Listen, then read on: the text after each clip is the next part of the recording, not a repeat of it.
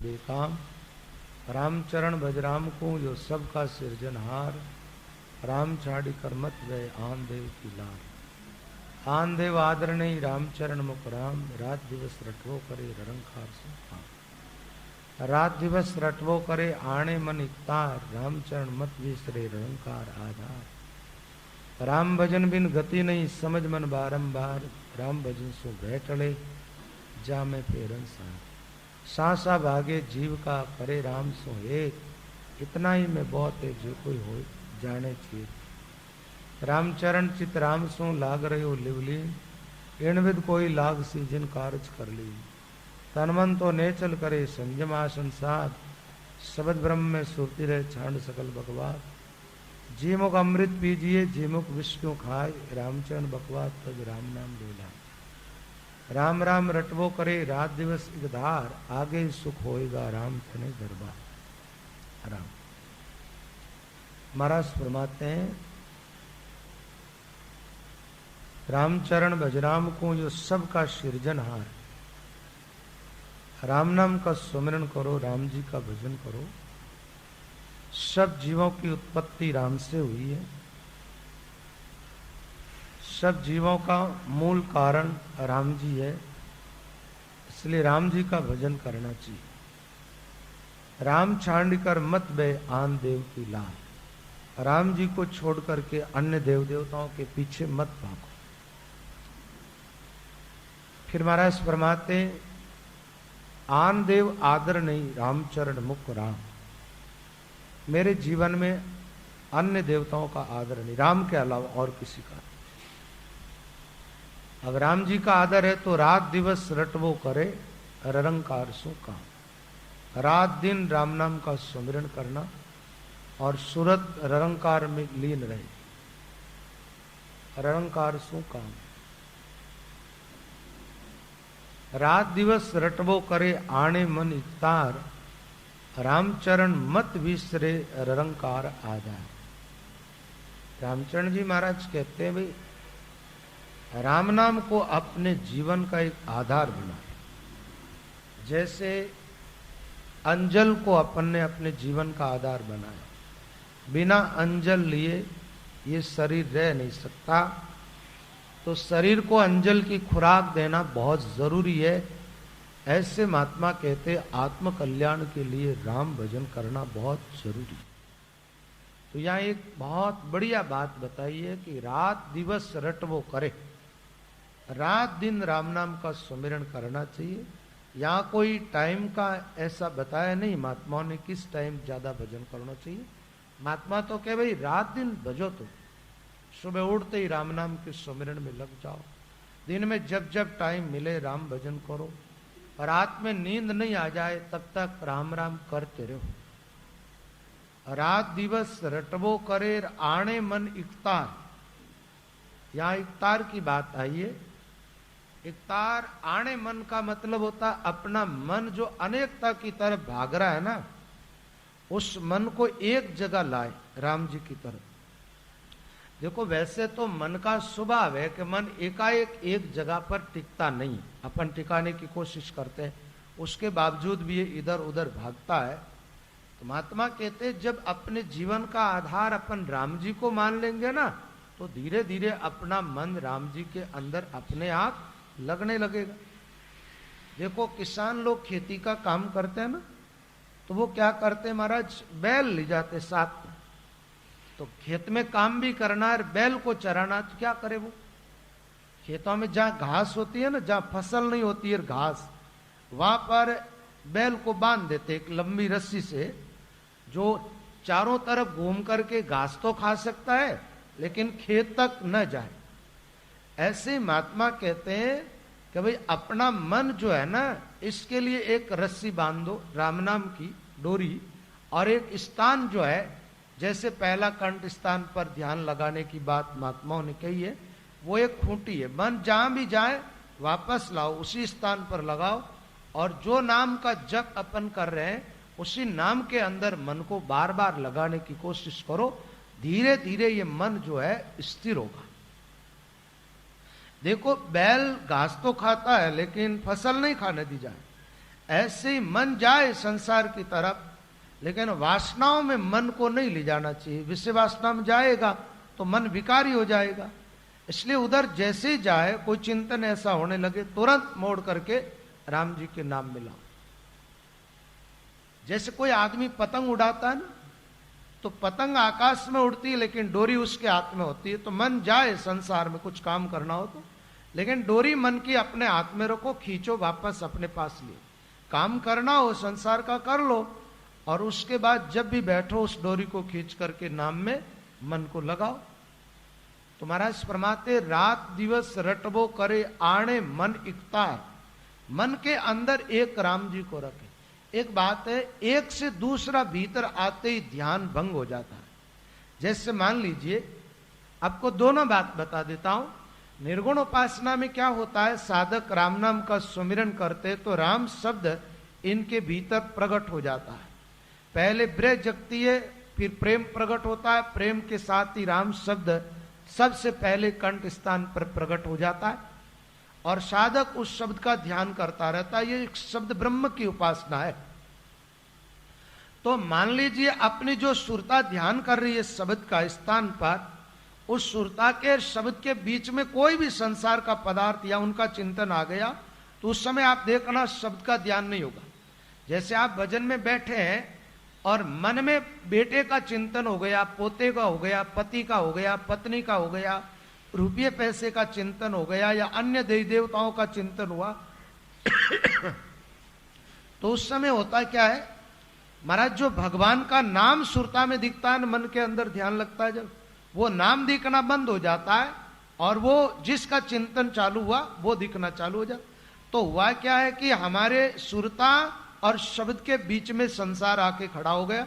चाहे वो रुपये पैसे के रूप में आया, चाहे बेटे पोते के रूप में आया, चाहे पति पत्नी के रूप में आया, चाहे मान प्रतिष्ठा किसी भी रूप में आकर के, चाहे कोई देवी देवताओं के रूप में आ गया, लेकिन अपना ध्यान भंग हो गया।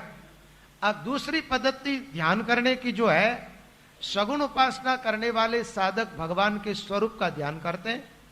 तो स्वरूप का ध्यान करते तो शास्त्रों में परमात्मा के जिस स्वरूप का वर्णन है, सगुण साकार ब्रह्म का, तो उसमें क्या है महाराज, जैसे कुंडल आदि, माला आदि, मुकुट इत्यादि, भगवान की खूबसूरती आदि का जो वर्णन शास्त्रों के अंदर है, साधक उसका ध्यान करता, उस समय वो भगवान की मूर्ति उसको दिखती है और वो भजन करता रहता, ध्यान पूर्वक नाम जप करता।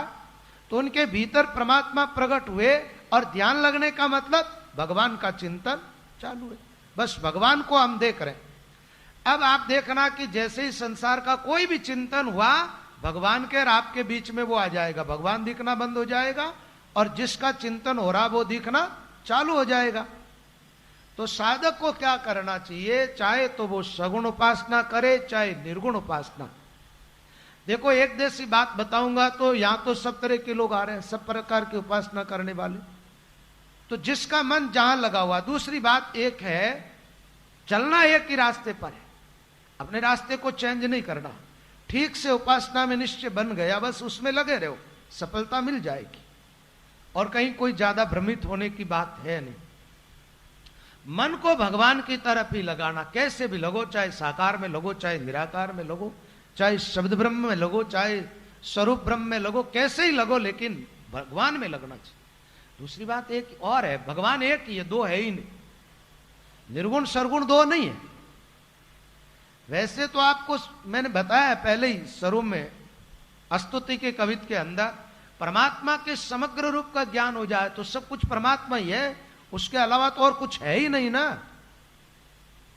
भगवान एक ही है, उनके स्वरूप अलग अलग बताए गए हैं, और दूसरी बात उपासना की पद्धति अलग अलग है। राम मान्यताएं अलग अलग है, धारणाएं अलग अलग है, और उन धारणाओं के अनुसार साधकों का ध्यान होता रहता है। तो निर्गुण उपासना करने वाले वाणी के उपासक भाई बहनों को चाहिए शब्द ब्रह्म के अंदर अपनी सुरता को टिकाए, लेकिन बीच में किसी और को न आने दे। एक काम करो, भजन करने वाले पहले थोड़ा ऐसा निश्चय कर लो, एक शब्द बताता हूं आपको, उसके अनुसार राम तुम्हारो आसरो, आश्रित किसके हो जाओ, राम जी के। राम तुम्हारो आसरो, राम तुम्हारो ज्ञान, राम तुम्हारो भजन मुख, राम तुम्हारो ध्यान, राम तुम्हारो ध्यान, राम तुम सिर पर राजो, आगे पीछे राम दसों दिस राम ही राजो, राम चरण एक राम बिना मन माने नहीं आन, राम तुम्हारो आसरो, राम तुम्हारो ज्ञान। राम के आश्रित हो जाओ और राम का ही ज्ञान प्राप्त करो। एक बात है, जिस सत्संग में राम जी के नाम की महिमा ज्यादा हो, भगवान की महिमा ज्यादा हो, वो सत्संग सुना करो, आप ज्यादा लाभ होगा। आजकल क्या है कि ये व्यवहार की जड़ों को मजबूत करने वाली कथाएं ज्यादा होने लगी। भगवान को एक तरफ रख दिया लोगों ने। लोग कहते हैं व्यवहार ज्यादा बिगड़ रहा है इसलिए इसको सुधारो। ये सुधारना आप लोगों का काम है और भक्ति का मार्ग दिखाना ये साधुओं का काम है।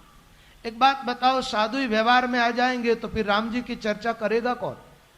बताओ। और व्यवहारिकता जितनी आप जानते हो उतनी मैं नहीं जानता हूं। आप जिस संसार में रह रहे हो ना, तो वहां का ज्ञान तो वहीं से मिल जाएगा आपको। भगवत संबंधी चर्चा देखो, शास्त्रों में किन ग्रंथों की ज्यादा महिमा? जिस ग्रंथ में भगवान के नाम की महिमा ज्यादा है उसी ग्रंथ की महिमा भगवान की, भगवान के नाम की।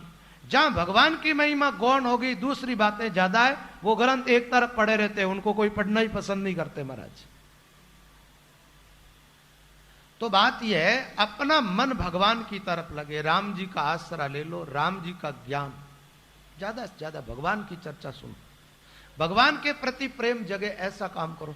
एक बात है, संसार से टूट जाएगी तो ज्यादा हानि नहीं है, और ज्यादा जुड़ जाएगी तो भी कोई लाभ वाली बात नहीं है।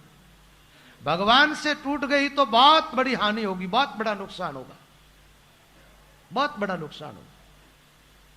और भगवान से जुड़ गया मन तो बहुत बड़ा फायदा होगा, बहुत बड़ा, माला माल हो जाओ।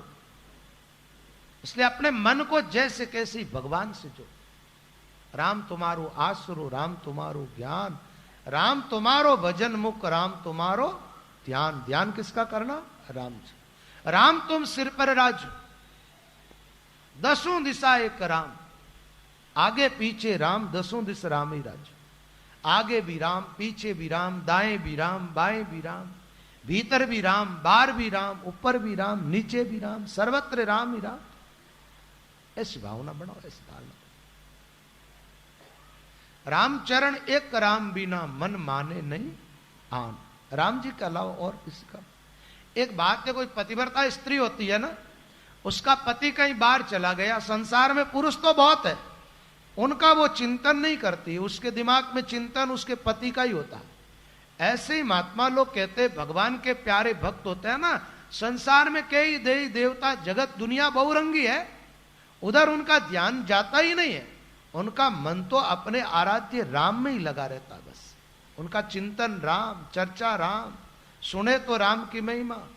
ऐसे महात्मा महाराज, कोई साधु संत कहीं प्रवचन ज्यादा होता हो ना, एक बार उस भजनिक पुरुष कहीं अच्छे कोई महात्मा की, नाम तो क्या ले, भीड़ ज्यादा आती थी, सत्संग हो रहा भागवत का, तो बोले चले सुने। वो 3 घंटा तक बैठे रहे, उठने के बाद कहा कि अपने लायक चर्चा तो इसमें 5-10 मिनट की थी, यानी भगवत संबंधी भगवान की महिमा की और ध्यान करे, ऐसी बात 5-10 मिनट हुई थी, 2-3 घंटे, बाकी टाइम ऐसे गया। तो ऐसे जो हंस रूपी महापुरुष होते हैं ना, ऐसी कथाओं में कम जाते। जहां ज्यादा से ज्यादा भगवत संबंधी चर्चा हो, ध्यान संबंधी चर्चा हो, परमात्मा की ज्ञान की चर्चा हो, परमात्मा के ध्यान की, वो बातें ज्यादा सुनते और उससे ज्यादा लाभ होता है। ज्ञान भी राम, दसों दिस राम, एक राम बिना मन माने नहीं आन। अन्य की सत्ता को हमारा मन स्वीकार ही नहीं करता है। कई लोग ऐसे चर्चाएं करते, वैसे उन लोगों का दोष नहीं है, भोले वाले जी, अमुक वाणी में सत्ता है, अमुक महात्मा में सत्ता है। मैंने कहा भगवान की सत्ता नहीं हो तो किसी की सत्ता काम नहीं आएगी, आती। एक बात बताओ, तुम्हारे भीतर परमात्मा की सत्ता है इसलिए तुम जीवित हो ना, और वो सत्ता परमात्मा खींच ले, किसी महात्मा की सत्ता तुम पर असर डालेगी क्या? किसी वाणी की, किसी ग्रंथ की सत्ता कोई काम आएगी क्या? तो जहां कहीं भी आप कोई चीज अच्छी देखो, वहां भगवान का महत्व समझो, परमात्मा की सत्ता है सब जीवों की। राम जी के अलावा और किसी की, दूसरे की स्वतंत्र कोई सत्ता है ही नहीं। महात्मा कितना भी कोई महान क्यों ना हुआ हो, लेकिन वो परमात्मा के अधीन है। भगवान का भक्त हुआ इसलिए महान हुआ, तो महिमा भगवान की ज्यादा है। तो रामचंद्र जी महाराज कहते अपने मन को राम जी की तरफ लगाओ, राम जी की तरफ। लोगों की धारणाएं अलग अलग बन जाती। कुछ लोग तो देवी देवताओं की तरफ भागते, वो तो शुद्र बुद्धि के है ही। कुछ लोग क्या करते हैं, हमारे वाणी वाले कहते हैं हमारे तो वाणी जी का इष्ट है। ये भी भोली वाली बात। वाणी हमारा धर्म ग्रंथ हो सकता है रामसनी संप्रदाय का, लेकिन इष्ट तो वाणी में कहा है राम है। इष्ट राम रमती आन को पीट दई। रामचंद्र जी महाराज हमारे धर्माचार्य हो सकते हैं, लेकिन इष्ट क्या है? रामचंद्र जी महाराज कह रहे हैं इष्ट राम रमती तान को पीट दई। तो इष्ट तो हमारा राम जी का ही होना चाहिए, सुमिरन राम के नाम का ही होना चाहिए, ध्यान राम जी का ही करना चाहिए, महापुरुषों का आदर करना चाहिए, उनको प्रणाम करना, नमस्कार करना, उनकी बात का आदर करना चाहिए। और सामने कोई संत हो तो उनकी जितनी बन सके सेवा कर लेनी चाहिए। भजन राम जी का करना चाहिए, भगवान का भजन करना चाहिए। अब होता ही महाराज कई बार तो समाज में एक भ्रांति दूर करो दूसरी भ्रांति खड़ी हो जाती। कई बार ऐसा होता है कि जैसे हम निर्गुण को मानते, साकार की उपासना नहीं करते, तो क्या कहते हैं महाराज ये फोटो है जो भगवान की है ना, राम की कृष्ण की, इनको हटा दो। उनकी तो हटा दी लेकिन अपनी रख दी। बात तो वही हुई ना, जड़ पूजा का मतलब तो जड़ पूजा हो गई। आपने राम कृष्ण की फोटो हटा दी, अपनी फोटो रख दी, तो क्या हुआ? बात तो वही, नई भ्रांति एक पैदा कर दी।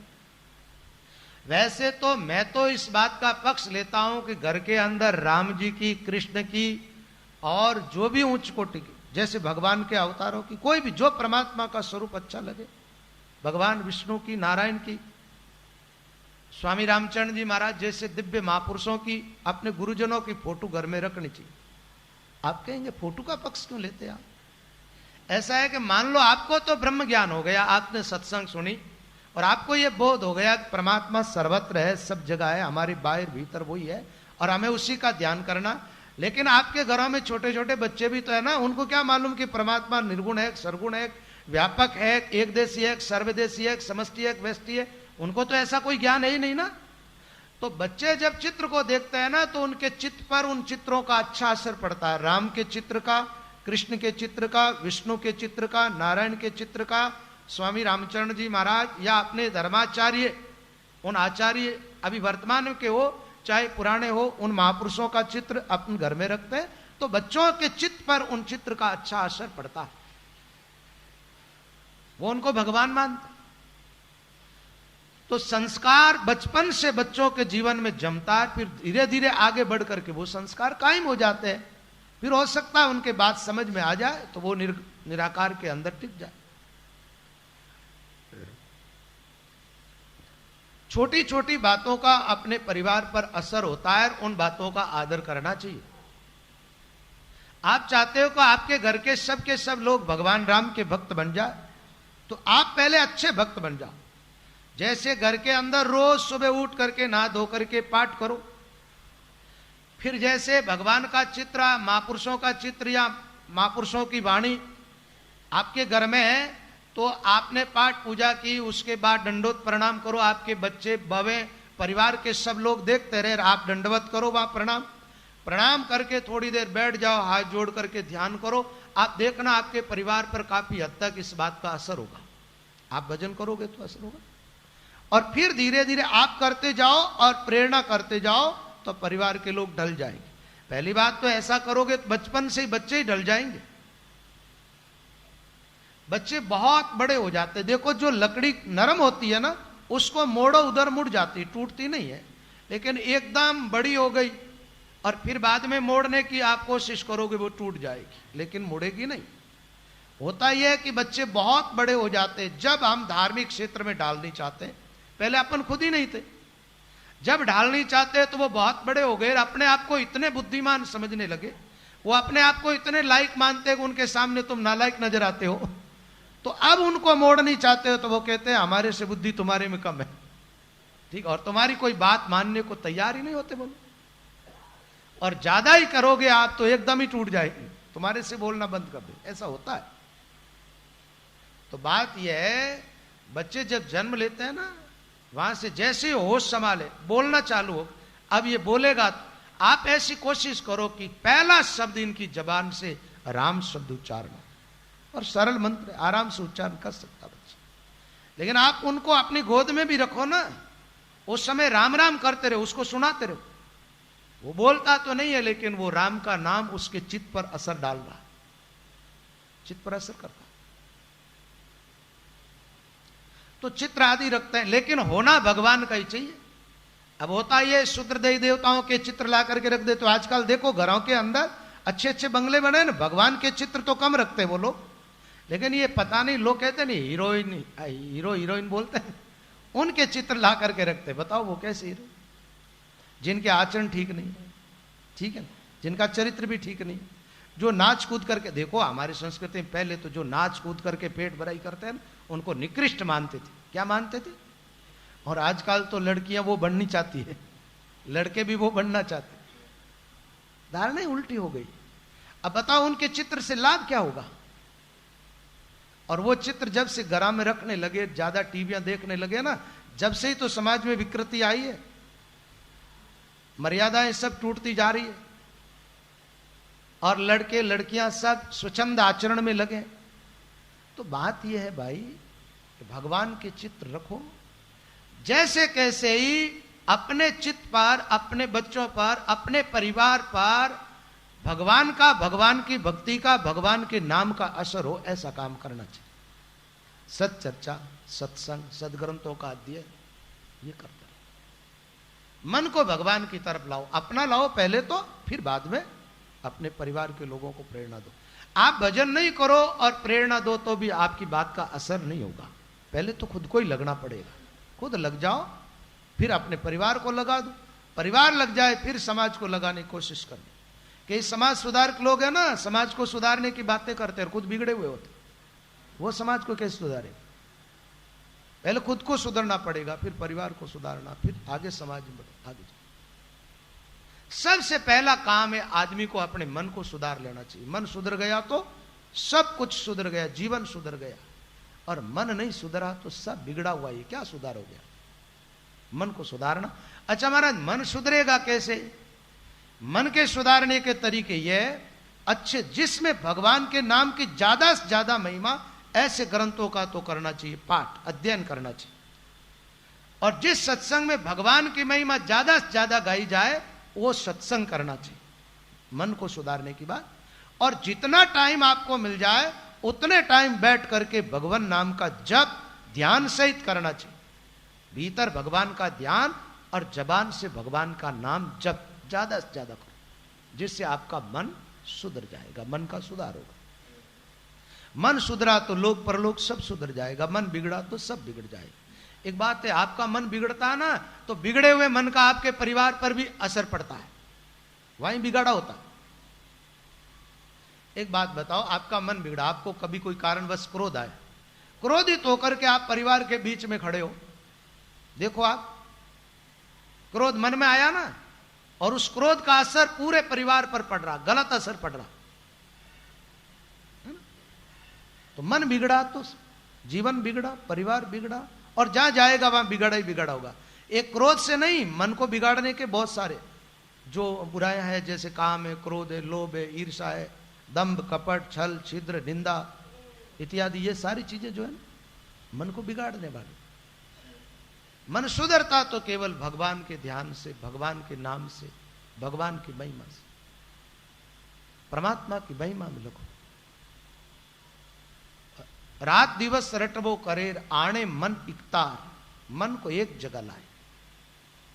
रामचरण मत विसरे, ररंकार आधार, ररंकार का आधार बना लो, इसको छोड़ो मत। सुमिरन कीजे संतदास, दीजे सुरती मिलाए, ररंकार का ध्यान से मुड़े न मोड़ी जा। अब कई बार क्या, कई लोगों की भजन करने की भी अलग अलग धारणा। कई कहते हैं लोग, बोले महाराज एक काम, जबान नहीं अलावा राम भजन करा तो कैसा रहेगा? कई लोग कहते हैं महाराज मन के अंदर ही मानसिक जप करे तो कैसा रहेगा? बात एक है, यदि आपका मन जप कर रहा है तो मानसिक जप अपने आप ही हो रहा है, ऐसा हो गया जब तो बहुत ही बढ़िया बात है। लेकिन उसके लिए तो बहुत ज्यादा अभ्यास की जरूरत पड़ती है। मन बिल्कुल संसार की तरफ न जाए, तब समझना अब ये मन मानसिक जप करने लायक हुआ। मन में विकार उत्पन्न हो रहा है तो मन जप नहीं करेगा। इसलिए महात्मा कहते हैं पहले करने वाला जो भजन है वो बड़ा हुआ। ठीक है, एक बात मैंने कई बार आपको बताई, पहले भी बताई, आज और बता देता हूं। ये भजन साधन करने वाले जो भाई बहन है ना, भक्ति मार्ग पर चलने वाले, इनको एक पक्का निश्चय कर लो आज से कि हमारे को दिखावा बिल्कुल नहीं करना, दिखावा बिल्कुल ही नहीं करना कि हम इस ढंग से आंख बंद करके बैठे, इस युक्ति से बैठे तो लोग हमें बहुत बड़े महापुरुष मान ले और लोग हमारा आदर करने लग जाए कि ये ध्यान बहुत अच्छा करते, देखो इनके तो होठ कंठ भी नहीं चलते, है ना। ऐसी भावनाएं भक्ति मार्ग के अंदर बाधक है, इसलिए बिल्कुल ही दिखावा ना करो, सहज जीवन जियो। अब भजन करना, होठ कंठ चलाना, चलाओ आप। लोग कहे देखो अभी कोई टाइम है क्या भजन करने, कहते रहेंगे क्यों। हाथी की चाल चलो मन ज्ञानी, पीछे कुकर भूसे जाने भूसवा दो, मन राम सुमर जग हंसवा दो।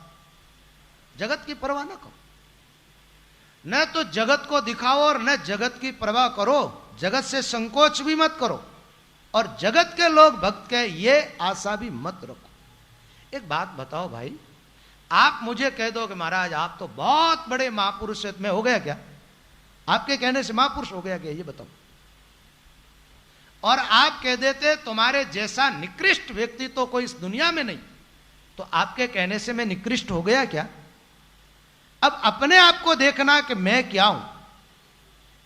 और भजन साधन जो करते हैं ना, जगत के दिखावा के लिए नहीं, दुनिया को अपनी तरफ आकर्षित करने के लिए नहीं, दुनिया को प्रभावित करने के लिए नहीं, भगवान को अपनी तरफ आकर्षित करने के लिए भजन करना है। जीवन में प्रेम बढ़े, जिससे परमात्मा की कृपा हमारे ऊपर बरसने लग जाए और भगवान हमें अपना मान ले, अपना ले, ऐसी धारणा से भजन करना चाहिए।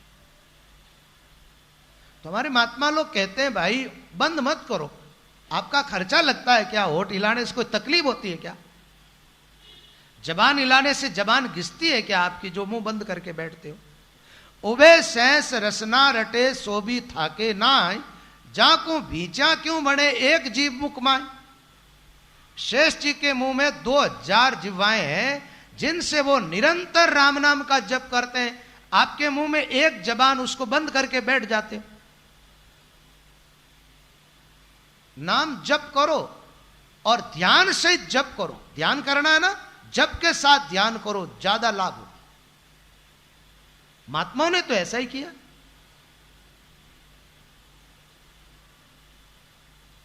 तो जबान घिसती नहीं है, होठ थकते नहीं है, मुरली अपने राम को सप्त प्रकार कर ले, उवे होठ जीव श्वास दोई सुरत निरत करने। महात्माओं ने भजन करने की युक्ति बताई, तरीका बताई। दोनों होठ चलते रहने चाहिए, जबान चलती रहनी चाहिए, दोनों श्वास बराबर चलते रहने चाहिए, सूरत शब्द में लगी रहनी चाहिए, आंखें बंद और शरीर एकदम स्थिर होना चाहिए। भजन करने वाले भाई बहन, जब बढ़िया भजन होता है, मुंह बंद करके नहीं बैठने का। अपने आप हो जाए वो बात अलग है। अपने आप कब होता है? 2 मार्ग है, पूरब और पश्चिम। जैसे यहां रामसनी परंपरा के अंदर भजन की जो युक्ति है ना, श्वास उश्वास भजन करते, पहले कंठ स्थान में ध्यान लगता है, फिर हृदय स्थान में ध्यान लगता है, फिर नाभि में ध्यान लगता है, तो रोम रोम के अंदर और नाड़ी नाड़ी में राम भजन का अनुभव होने लगता है। तो यहां तक भजन करने वाला चलता है, जबान से करो, ध्यान वहां लगेगा नाभि। फिर जब शब्द उलट करके त्रिकुटी छोड़ देता है, 10वें द्वार तक पहुंच जाते, त्रिकुटी तक ध्यान लगता है, जब तक साधन भजन करता मुंह से और ध्यान वहां केंद्रित करता है। वहां से आगे जब साधना बढ़ जाती है, इड़ा पिंगला सुकमणा थक जाती है, और जब आगे सुकमणा एक चलती है, उसमें भजन अपने आप होता है ना। जब होठ चलते चलते बंद हो जाए, अपने आप ध्यान लगे जब, तो चलेगा। और नहीं तो महात्माओं ने तो कहीं वाणी में कहा ही नहीं तुम अपने होठ बंद करके राम राम करो, जबान बंद करके राम राम करो। ऐसी बात महापुरुषों की वाणी में आती नहीं। चल रही होठ चल रहे उनके, आप होठ बंद क्यों कर देते? तन छूटा हाले अदर, वाणी जी में आता है ना, जब रामचंद्र जी महाराज का शरीर छूटा था तो महाराज वैसे तो उन्होंने जीते जी अनुभव कर लिया सर्वत्र व्यापक परमात्मा का, तो आत्मा जब ब्रह्म में लीन हो गई, शरीर का ढांचा पड़ा तो भी होठ ऐसे चलते रहे। तो किसी ने प्रश्न कर लिया कि कोई शरीर छूटने के बाद भी होठ चलते क्या? जैसे पक्षी किसी वृक्ष के अंदर से उड़ता है ना, किसी डाली पर बैठा हुआ, तो जंप मार के उड़ता, उस समय उड़ने के बाद भी वो डालियां चलती रहती। अब आप विचार करें, शरीर छूटा, 10वें द्वार से होठ चल रहे, इसका मतलब यह है 10वें द्वार पर ध्यान केंद्रित करना, शब्द तो मुंह से ही उच्चारण करना। रोम रोम से राम राम होने लग जाए तो भी मुंह से उच्चारण करने से दोष नहीं लगता। अब दोषों में क्या, लोग तो क्या महाराज, जहां दोष नहीं है ना उस जगह में दोष ढूंढते, और दोष है उनकी तरफ ध्यान ही नहीं देते। किसी ने ला करके फूल चढ़ा दिया, ये क्यों कर दिया, ये तो बहुत बड़ा अपराध हो गए, और भीतर काम बैठा है, क्रोध बैठा है, लोभ बैठा है, लालच बैठा है, ईर्ष्या बैठी है, तेरी मेरे की भावना बैठी है, वो दोष नजर ही नहीं आ रहा। फूलों में दोष ढूंढ रहे जबकि दोष है ही नहीं बात। कोई आदमी माला फेरता, कहते अरे वाणी जी में तो श्वास श्वास भजन की बात है, तुम माला फेर रहे हो। अरे तो माला फेरने से कौन सा दोष लगता है क्या? माला से भजन करो, बहुत अच्छी बात है। श्वास श्वास करो तो बहुत बढ़िया, माला से करो तो भी बहुत बढ़िया। मेरे कहने का भाव ये, जैसे आपका मन लगे, जिस ढंग से राम राम ज्यादा हो वो तरीका अपना लो, आप भजन करो बस। श्वास श्वास भजन करना भी एक तरीका है, जिसके लिए तो आगे मैं विस्तार से बता दूंगा किस ढंग से भजन करने से लाभ होता है। लेकिन मुख्य चीज राम नाम का सुमिरन ज्यादा से ज्यादा सुमिरन कीजिए, करने की बात है। सुमिरन कीजिए संत दास, दीजिए सुरती मिलाए। अपनी सुरता इधर उधर भटके तो भजन में लगाओ। अच्छा हमारा सुरता इधर उधर जाए, राम राम करे तो हानि तो भी नहीं होगी। तुलसीदास जी ने कहा, भाव कुभाव अनक आलसु नाम जपत मंगल दिस, हानि नहीं होगी।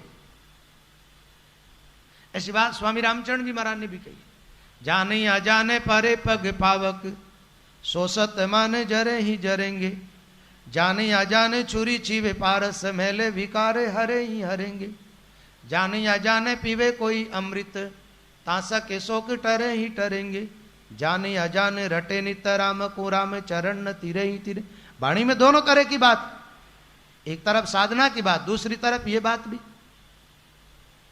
भाई साधन करने वाले सब लोग तो नहीं है ना, किसी के शरीर में क्षमता ही नहीं है बैठने की, वो तो निराश ही हो जाएगा कि मैं तो साधन कर ही नहीं पाऊंगा और मेरा कल्याण होगा ही नहीं। तो महात्मा कहे तुम बजो जैसे कैसे। बोले महाराज मन तो लगता ही नहीं है। कई लोग कहते हैं ना महाराज राम राम क्या करे, मन तो भजन में लगे ही नहीं, तो पच एड़ा भजन में कहीं फायदो। माने दादो जी राम राम करे, दादी जी राम राम करे, बीचे बोल जावे, एड़ा राम राम में कहीं फायदो, फायदो ही है, नुकसान नहीं। और आप ये सोच रहे हो कि भजन तो बाद में कर ले, पहले मन ने लगाए दा, लगा लो। पहले भजन ही करना पड़ेगा, भजन करोगे तो ही मन लगेगा, पहले तो मन लग ही नहीं सकता। और ये सोचो कि पहले मन लग जाए फिर भजन करेंगे, जिंदगी बीत जाएगी, लगेगा कोई भजन करोगे, रीते के रीते रह जाओ। भजन में लगो, आराम भजन जैसे कैसे करो, लाभ ही होगा, हानि कुछ भी नहीं।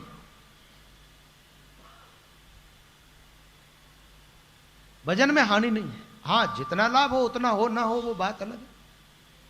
ध्यान से भजन करोगे परमात्मा तत्व का अनुभव होगा, आनंद की अनुभूति होगी, दुखों से छुटकारा मिल जाएगा। लेकिन ध्यान नहीं भी लग रहा है, नाम जब कर रहे हो तो कर्म तो कट ही रहा है, इसमें तो कोई दो राय नहीं। एक बात है भाई, भोजन करते हैं ना, जब रोटियां ठीक हो माताएं बहने बनावे, सब्जियां भी चोखी बनावे और थोड़ो घणो मीठो चरको भी साथ में बनाई देवे, है ना, रोटी रे थोड़ो घी भी लगाई देवे, चण रोटी गले भी चौकी उतरे और पेट भराई भी ठीक हो जाए, तृप्ति भी हो जाए। लेकिन अब भूख जोरदार लगी हुई है, घी भी नहीं है, नमक मिर्ची भी नहीं है, सब्जी भी नहीं है, कुछ भी नहीं है, खाली भूंगड़े पड़े, क्या पड़े सामने, तो वो भूंगड़े भी फाग लोगे, पानी पी लोगे तो भूख तो मिटेगी कि नहीं मिटेगी, ये बताओ। स्वाद लेना जब तो भोजन ठीक से बनाना पड़ेगा, और भूख मिटानी, भूख तो भूंगड़े खाने से भी मिट जाती है ना। तो महात्मा ने कहा, राम राम मुख सो के सिकल विकल हुई मन, स्वादन आवे प्रेम जी कोरो चाबिया अन। कोरी काची खाई के ऊपर पीवे पानी, द्वागणपण प्रेम जी है राजा री रानी। दोनों बात बताई।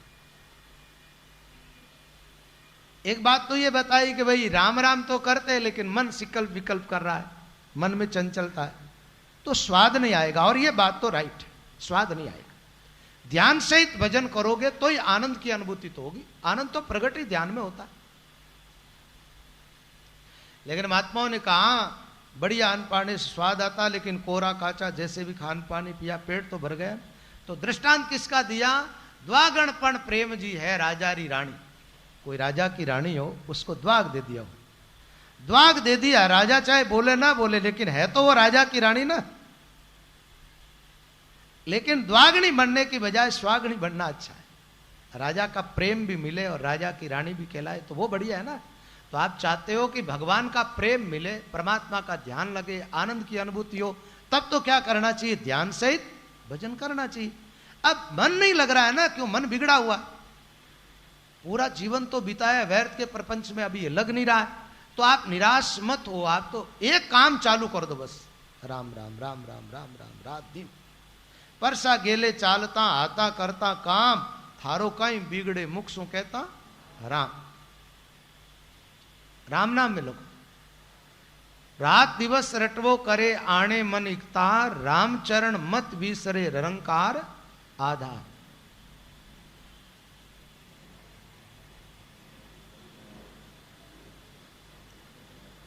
फिर बताया भजन राम भजन बिन गति नहीं, समझ मन बारंबार, राम भजन सो बैठ अले या में फेरन सार। महात्मा लोग कहते भाई बिना भजन किए तुम्हारी गति होने वाली नहीं है। ये बात एक बार सुनने से समझ में आ जाए तो अच्छा, और नहीं समझ में आए जब तक बार बार सत्संग में बैठ के सुनते रहो। बार बार सुनोगे तो कभी न कभी आपके जीवन पर उस बात का असर होगा ही होगा, और भजन में लग जाओ। बिना भजन किए मुक्त नहीं हो सकते।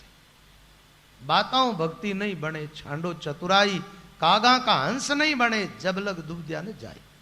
बातों से तो काम बनेगा, भजन करना पड़ेगा। समझ मन बारंबार, इस बात को एक बार में समझो, चाहे बार बार सुन के समझ लो। बिना भजन गति नहीं, राम भजन सो बैठ अड़े जा में फेरन सार। महात्मा लोग कहते भजन करने से भय मिट जाएगा, और ये बात तो करीब करीब लोग जानते हैं। आपकी तो आप जानो, हमारी बचपन की बात है, जब कहीं रात में निकलना होता ना शमशान के पास में से, तो साथ में जो लोग होते बोले राम राम करो। शमशान आ गए, राम राम करते करते निकलो यहां से। इसका मतलब क्या है? लोगों के अंतःकरण में ये बात तो बैठी हुई है कि राम राम करने से भय दूर होता है। ये बात पक्की। कहीं भी भय लगे ना आपको, भूत का, प्रेत का, डाकने का, साकने का, राम राम करना चालू करो। एक बहुत बढ़िया बात बताऊं आपको, जो आपके काम की बात। आप कहीं भी यात्रा में, आजकल क्या होता है, एक्सीडेंट वगैरह ज्यादा होते हैं, गाड़ियां ज्यादा हो गई लोगों, कई बार लोग ऊपर भी चले जाते हैं। एक बात याद रखो, आप घर से जब निकलते हो ना, तो गाड़ी में बैठने के बाद 5 मिनट राम राम करते करते आप चलो, आपकी यात्रा बड़ी मंगलमय होगी, बड़ी मंगलमय। कोई बीच में रास्ते में बाधा विघ्न नहीं आएगा। लेकिन आदमी क्या करता, चलता उस समय होश खो देता, कुछ भी याद नहीं रहता, हड़बड़ाहट में चलता। ठीक है, नहीं। कई बार तो लोग कहते हैं जहां एक्सीडेंट होते हैं वहां जाकर के ज्यादा ही होते हैं। ऐसा लगता होगा कोई गाड़ियों को टकरा देते होंगे भूत प्रेत, है ना? वैसे तो ये भ्रम वाली बात है। भूत प्रेत जो होते हैं ना, उनमें ये शक्ति नहीं रहती है कोई चीज को उठाने की। उनके हाथ में कोई चीज पकड़ में नहीं आती, उठा नहीं सकते, किसी को धक्का भी लगा नहीं सकते। हाँ, किसी को लग जाए तो अनिष्ट तो कर सकते हैं, डरा भी सकते हैं लोग। लेकिन जहां कहीं भी भय उत्पन्न हो जीवन में, वहां राम भजन करना चालू को भय दूर हो जाएगा, जीवन से भय समाप्त। बात यह है कि राम जी के नाम में ऐसी शक्ति है, ऐसी ताकत है, ऐसा सामर्थ्य है, आपको दिखाई तो नहीं देता, लेकिन आप जैसे ही राम राम करना चालू करते हो ना, तो ये नाम के भीतर से एक शक्ति प्रकट होती है, नामा शक्ति, और वो आपके शरीर के चारों तरफ एक घेरा बना लेती है। उस घेरे को ब्रह्मास्त्र भी नहीं तोड़ सकता, और अस्त्रों की तो बात छोड़ो। उस घेरे को भूत प्रेत डाकनी साकनी या नौ ग्रह तंत्र मंत्र कोई भी नहीं तोड़ सकता। राम मंत्र की जो शक्ति है इसकी कोई काट नहीं है, ये सर्वोपरि शक्ति है। इसलिए भजन करने से भय खत्म हो जाएगा। कई लोग कहीं करें महाराज, ज्यादा कर ग्रह शांति में उन प्रपंच में लाग उड़ा रहे, ज्यादा डर आजकल ओ बैठो लोगण दिमाग, ग्रहों का असर हो जाए, अनिष्ट हो जाता होगा, शनि की दृष्टि पड़ जाए। और ये जो पंडित लोग हैं ना, ये डराते रहते हैं, तुम्हारे से कुछ न कुछ करवाते रहते हैं, और उन्हीं से उनका काम चलता रहता है। आप राम राम करना चालू कर दो, नहीं ये तो बहुत सरल काम है, सब ग्रहों की शांति एक नाम से ही हो जाएगी। राहु केतु प्रेस शनिश्चर, वो हनुमान जी कथा आती है। हनुमान जी से कहा शनि ने, मैं तेरे को लगूंगा। हनुमान जी ने कहा मैं राम राम करता हूं, लग के क्या करेगा। जबरदस्ती लगा, माथे पर बैठ गया। हनुमान जी ने एक पाठ रख दिया माथे पर, शनि दबा, हैरान हो गया, बोले महाराज छोड़ दो मुझे। बोले ऐसे कैसे छोड़ दूं, और किसी को तंग करेगा तुम। बोले किसी को तंग नहीं करूंगा। हनुमान जी ने कहा एक वचन दे। बोले क्या। बोले कोई भी राम राम करने वाला हो उसके पास तो नहीं जाना चाहिए, और तेरी खराब दृष्टि उन पर नहीं पड़नी चाहिए। हनुमान जी को वचन दे दिया उसने, तो राम राम करने वालों को तो शनि लगता ही नहीं। काहे को डरते हो तुम लोग, राम राम करने वालों को शनि लगता नहीं। न शनि लगता है, न कोई राहु केतु, न भूत प्रेत, न डाकनी साकनी, कुछ भी नहीं लगता। आजकल कहीं टीवी माते एक आई रही हो, नजर नहीं लगे, रक्षा कवच है ना, एकदम बेवकूफ बनाए जा रहा है, लोगों को प्रचार कर करके पैसे लूटे जा रहे हैं, और लोग बेवकूफ बनते, दृष्टि पड़ जाएगी, वो धंधो नहीं चालियो और मारे यूं चालवा लागी। और मैं एक दिन देखियो थोड़ा सो, मैं क्यों ये धंधा चाल ला गया, उनके ही लोग होते हैं, ठीक है ना, उन्हीं से वो पूछते, वो बोलते, और तुम्हें बेवकूफ बनाते रहते। एक बात बताओ, काल से भगवान तो बचा सकता है, और कोई बचा सकता है क्या? जो काल से बचा सकता है वो नजर टोकार, ये तो मामूली चीजें होती हैं, इनसे नहीं बचाएगा क्या? नजर टोकार तो छोटी मोटी चीजें होती हैं। और महात्मा लोग जो होते हैं ना, जिनसे तुम डरते हो वो तो उनकी सेवा में लगे रहते हैं। देवी देवता आदि, किसी से मत डरो, निर्भय हो जाओ। राम भजो डर कहना, वो एक भजन आता है, संता राम भजो डर कह को, राम भजो विश्वास राग जो साई बेड़ी थाको, कौरवा पांडवा के होई लड़ाई आयो मरण रो आंको, के पांडवा को भीड़ी कृष्ण रह गयो बाल नहीं हुयो बांको। आप विचार करके देखो, पांडवा की और कौरवा की सेना को अनुपात की दृष्टि से देखो तो कितना है, 7 और 13 का अनुपात। एक तरफ 13 अक्षोहिणी है और दूसरी तरफ 7 अक्षोहिणी, कितना अंतर। अब योद्धाओं की दृष्टि से देखो तो कौरवों की सेना में कैसे कैसे लोग हैं। भीष्म पितामह तो ऐसा है कि वो खड़ा रहे जब तक उनको कोई पराजित ही नहीं कर सकते, और वो मरनी चाहे तो मरे, नहीं तो कोई मार ही नहीं सकता उनको। वो किन की पक्ष से लड़ रहे, कौरवों की पक्ष। अच्छा एक बात बताओ, द्रोणाचार्य को ऐसा वरदान वो शस्त्र नहीं डाले तो उनको भी कोई पराजित नहीं कर सकता। वो किन की पक्ष में, कौरवों की पक्ष में। दूसरी बात देखी जाए तो कर्ण इत्यादि ये भी कम नहीं है। कर्ण की कथा भी बड़ी विचित्र है। कई जन्म कितनी बार नरनारायण का रूप लेकर के, और एक दैत्य था जिसको मारते थे भगवान, उसकी कथा कभी आएंगी भागवत में, प्रसंग बंद सुना देंगे। वो महाराज मरा नहीं, लास्ट में कुंडल और कवच धारी सूर्य में प्रवेश कर गया, और वो कुंती का बेटा बन करके आया कर्ण। उसको कोई मार सकता है क्या? हर एक आदमी। वो कर्ण भी कौरवा की पक्ष में, और अपने आप में कौरव 100 भाई है, पांडु कितना है 5। अब बताओ ऐसा कोई योद्धा इन पांडवों की पक्ष से लड़ रहा है क्या? कोई भी नहीं है। और पांडवों में से एक भी नहीं मारा, और कौरव 100 के 100 मर गए, 100 के 100 भाई मरे, एक भी बचा नहीं। वो 100 में से एक नहीं बचा, ये 5 में से एक नहीं मरे। इनको बचाने वाला कौन, ये बताओ? भगवान है ना। तो भगवान वही है, आज भी वो दूर नहीं है। वो ऐसा मत मानना वो द्वापुर में हुए आज नहीं है, आज भी वही मौजूद है यहीं। एक कथा ऐसी आती है कि कोई टिटोड़ी थी जो अंडे दे दिए वहां पर। जब महाभारत युद्ध होने वाला था ना, युद्ध होने के पहले अंडे दे दिए। अंडे दे दिए तो महाराज अब महाभारत जैसी लड़ाई होगी तो अंडे बचेंगे क्या?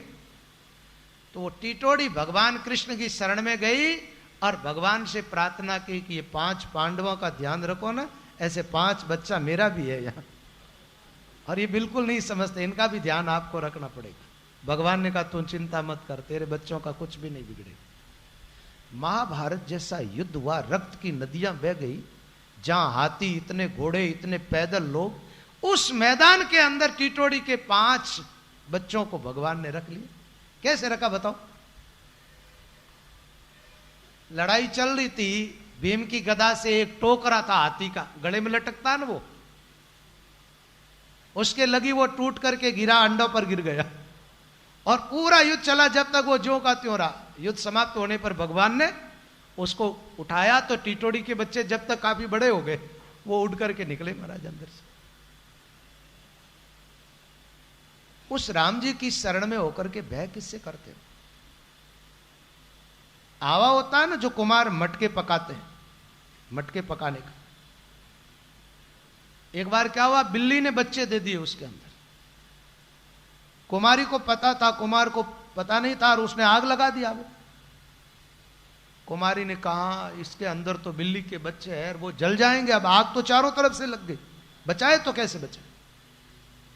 उसने हाथ में तुलसी की माला ले ली और आवा के चारों तरफ, आग के चारों तरफ परिक्रमा लगा रही है, राम राम राम राम राम राम राम राम राम राम राम करती जा रही महाराज।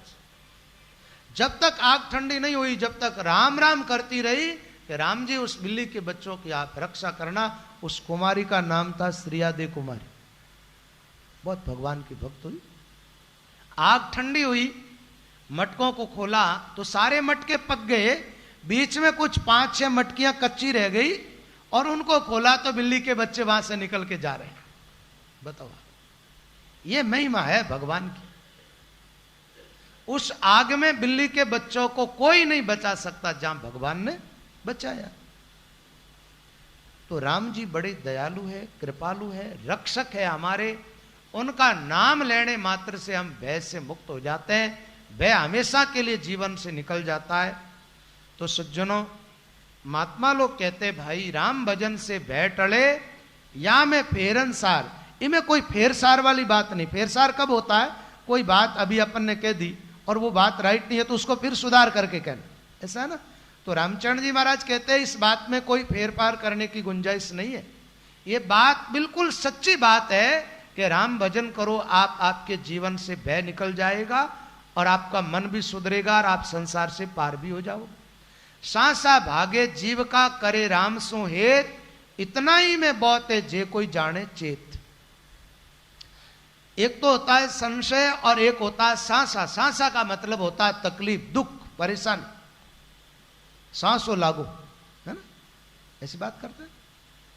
दुख लगा हुआ पीछे महाराज, जहां जाए दुख पीछा ही नहीं छोड़ता। अब उस दुख से कैसे छुटकारा पाए? तो रामचंद्र जी महाराज कहते भाई एक काम करो, आप भजन में लग जाओ। आप उस दुख से छुटकारा पाने का प्रयास मत करो, आप एक प्रयास करो, राम नाम का जप ज्यादा से ज्यादा करे ध्यान सहित। अच्छा, भजन करोगे क्या होगा? सांसा भागे। वो जो आपके पीछे लगा हुआ दुख था ना, तकलीफ थी ना, उसने आपका पीछा छोड़ दिया। आप जैसे ही भजन में लगे वो पीछे छूट गई। पीछे पीछे आ रहा था सांसा, तकलीफ, दुख, परेशानी। अब परेशानी ने आपके जीवन से मुंह मोड़ लिया, उल्टी जा रही और आपको छुटकारा मिल रहा। कब? जब भजन में लग जाते। एक बात है, सुदामा के पीछे दरिद्रता लग गई थी महाराज, गरीबी, पीछा छोड़ा ही नहीं, छोड़ा ही नहीं। सुदामा भगवान की शरण में गया, फिर बाद में क्या हुआ बताओ आप? दरिद्रता ने पीछा छोड़ दिया कि नहीं छोड़ा? तो कई बार आप लोगों के वो तंगाई किसी प्रकार की हो, परेशानी, आर्थिक हो, चाहे सामाजिक हो, चाहे पारिवारिक हो, चाहे शारीरिक हो, किसी प्रकार की कोई तकलीफ हो सकती है, उस तकलीफ से, उस दुख से आप छुटकारा पानी चाहो, राम जी के नाम में लगो, राम राम करो। सांसा भागे जीव का करे राम सो हेत, भगवान से हेत कर लिया तो तकलीफ मिट गई। इतना ही में बहुत है जे कोई जाने चेत। आप लोगों के लिए, आत्म कल्याण के लिए इतनी बात बहुत है, यदि आप समझ लेते हैं सावधान होकर के तो इससे काम बन जाएगा। फिर महाराज फरमाते, रामचरण चित्त राम सो लाग रयो लिवलीन, इन विद कोई लाग सी जिन कारज कर ली। रामचरण जी महाराज कहते, मेरा चित्त राम जी से लगा है, और जब मुझे अनुभव हुआ कि दुखों से छुटकारा पाने का एक ही उपाय है राम भजन।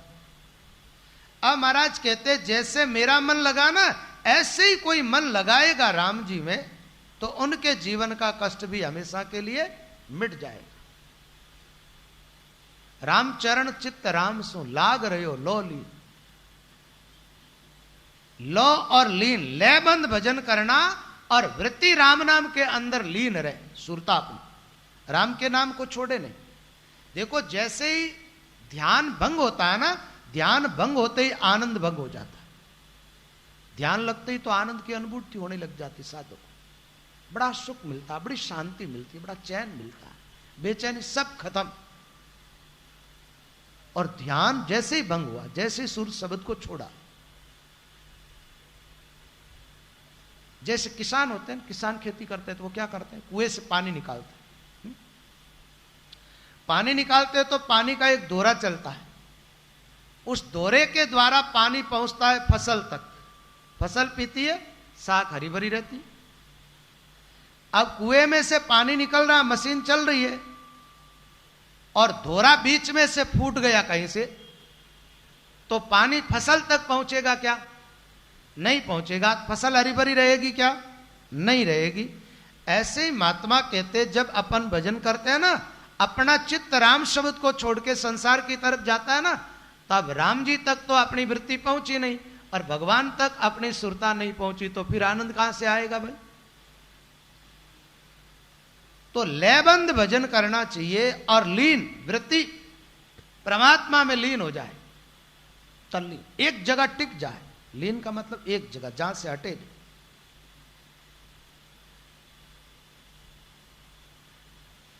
इसविद कोई लागसी जिन कार्य कर लीन, उसका कार्य सफल हो जाएगा।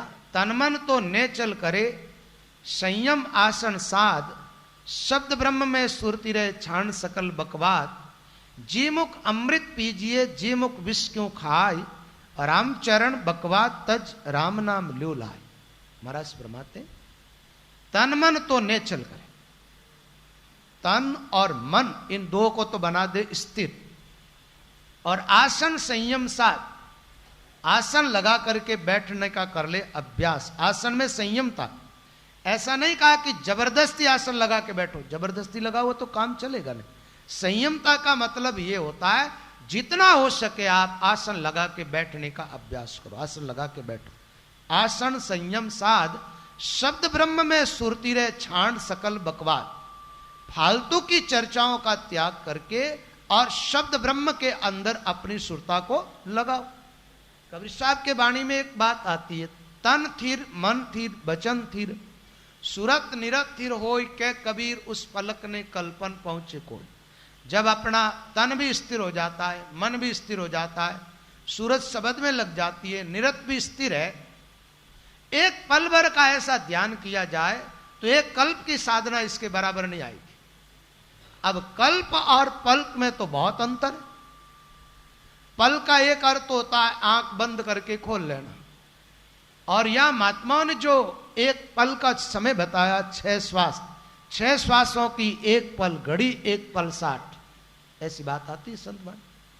आप 6 श्वास तक स्थिर होकर के परमात्मा का ध्यान कर लेते हैं तो एक कल्प की बारमुख साधना इस अंतर्मुख साधना को नहीं पहुंचती, इसके बराबर नहीं आती। कल्प की संख्या तो बहुत बड़ी होती है, सतयुग, त्रेता, द्वापुर, कलयुग, ये 4 युग बीतते जब एक चतुर्युगी होती है। एक चतुर्युगी के 43,20,000 वर्ष होते हैं, ऐसी 1,000 चतुर्युगी बीतती है जब एक कल्प होता है महाराज। बहुत लंबी कई जन्म हो जाते हैं हमारे उसमें। कई जन्मों तक बाहिर्मुख साधन करो, चाहे पल भर के लिए अंतर्मुख हो जाओ, लाभ उसमें ज्यादा होगा। तो यहां बताए तन थिर, निश्चल का मतलब स्थिर। जैसे आप बैठ गए भजन करने के लिए, जिस आसन में बैठ गए उसमें बैठ जाओ। पहले थोड़े से बैठने में ऐसे सीधे बैठ जाया करो, जब भजन में बैठो जाओ मेरुदंड एकदम सीधा रहना चाहिए, आंखें बंद कर लो। और बैठने के बाद शरीर हिलना नहीं चाहिए। चाहे पद्मासन में बैठो, चाहे सुखासन सिद्धासन में बैठो, जो आपको ठीक लगे वैसे बैठ जाओ। बैठने के बाद शरीर ने आगे हिलना झुकना चाहिए, न पीछे झुकना चाहिए, न दाएं बाएं हिलना चाहिए। पीछे झुक करके जो बैठते हैं उनमें मूढ़ भावना उत्पन्न होती है, आगे झुकते हैं उसको नींद ज्यादा आती है। दाएं बाएं इधर उधर शरीर को हिलाते हैं जब चंचल हो जाता है शरीर में चंचलता आती है। पत्थर की मूर्ति की नहीं, ध्यान में बैठो, जब बैठो शरीर बिल्कुल नहीं, एकदम स्थिर हो जाओ। आप कहेंगे शरीर से मन का क्या संबंध है? बहुत गहरा संबंध। शरीर हिलेगा तो मन स्थिर नहीं होगा। आपने देखा होगा कभी किसी आदमी को ऊंट पर बैठा हो, देखा? ऊंट पर बैठा आदमी, ऊंट चल रहा, ऊंट की चाल बड़ी अजीब सी होती है। ऊंट चलता है तो ऐसे चलता ही, यूं चलता है ना। तो आप देखना ऊंट पर बैठा है आदमी, ऊंट चल रहा है, तो आदमी कभी स्थिर नहीं रह सकता। ऊपर बैठा बैठा सवारी ऐसे हिलता रहता है, ऐसे हिलता है ना ऊंट पर बैठा हो। तो बात यह है कि आपका शरीर ऊंट है और मन उस पर बैठा सवार है। जब शरीर हिलने लगता है ना, शरीर में चंचलता आती है, मन फिर स्थिर नहीं रहता है। तो पहला काम ये करो, शरीर स्थिर हो जाए। और ये कार्य कठिन नहीं है, आसन लगा करके बैठना चाहिए, अभ्यास करो। कई लोगों की तो ऐसी आदत होती है, महाराज कथा सुनते सुनते ही टांगे लंबी कर देते, कभी इधर करेंगे, कभी इधर करेंगे, कभी इधर करेंगे, और कभी ऐसे बैठ जाएंगे घुटनों को ऐसे। और माताएं बहनें तो ऐसी होती, कई कई तो महाराज, इनको नाराज मत होना हो। एक जगह में गया तो रोटी बना रही बहन, घर पे गए भोजन करने के लिए, देखा तो बैठी कैसे है बताऊं, बैठ के तो क्या बताऊं मैं आपको, ऐसे बैठी है, पंजे सामने और ऐसे बैठी, रोटी बना रही है, रोटी बट करके, और बेलन को कहां रखती है? अपने पंजों के ऊपर, पैर के पंजों पे बेलन रख देती है, और फिर दूसरी रोटी बनाने लग जाती है। मैंने कहा ये ढंग ठीक है? मैंने कहा माता जी एक काम करो, थोड़ा सुधार कर लो, ये बेलन है ना, इसको आप परात में रख दिया करो, पैरों पे मत रखा करो। है ना? कुछ चीजें ऐसी है जो सावधानी बरतनी चाहिए। माताएं बहनें जब भोजन बनाती है, छींक आती है, रोटी बनाती बनाती उधर ही ताकती रहती है, छठ लसा मां प्रसाद बना दियो पूरो और पूरो। थोड़ा सा मुंह ऐसे कर लो ना, खांसी आई तो भाई खांसते खांसते, और नाक आ गया तो यूं की, और फिर रोटी चालू। तो भाई शुद्धता बहुत जरूरी है, ऐसा नहीं करना चाहिए। तो मैं तो आसन की बात बता रहा था, ये तो फालतू बातें हैं चलो, लेकिन एक बात है, ये बेलन पैरों पे रखना और ये बातें ध्यान रखे जैसी बातें हैं। भोजन बनाती तब एकदम पवित्रता से भोजन बनाना चाहिए। कई बायों की आदत होती है, रोटियां बना करके सब्जी वगैरह रख देती है और चलती है तो महाराज ऊपर से ही निकले, और पेटीकोट है ना, सुदर्शन चक्र ने चारों तब सब भोजन ने ऊपर घुमाए दे। अब भोजन कैसा रहा बताओ आप? बने हुए भोजन के ऊपर से दाग जाना, ये भोजन तामसी हो गया। पैरों पे बेलन रख करके रोटी बटी, ये भोजन तामसी हो गया। भोजन बनाते बनाते माथा कुचर लिया, ये भोजन तामसी हो गया तुम्हारा, तामस भोजन। छींक दिया, खांस लिया वहां पर, भोजन तामसी हो गया। भोजन बनाती दफे भी सावधानी बरतनी चाहिए। साधना की बात बताऊंगा, उस दिन एक दिन पूरा सत्संग बताऊंगा आपको भोजन के विषय में। भोजन किस प्रकार बनाना चाहिए और कौन सा आहार पवित्र होता है, जिस आहार को लेने से अपना मन एकदम शुद्ध और पवित्र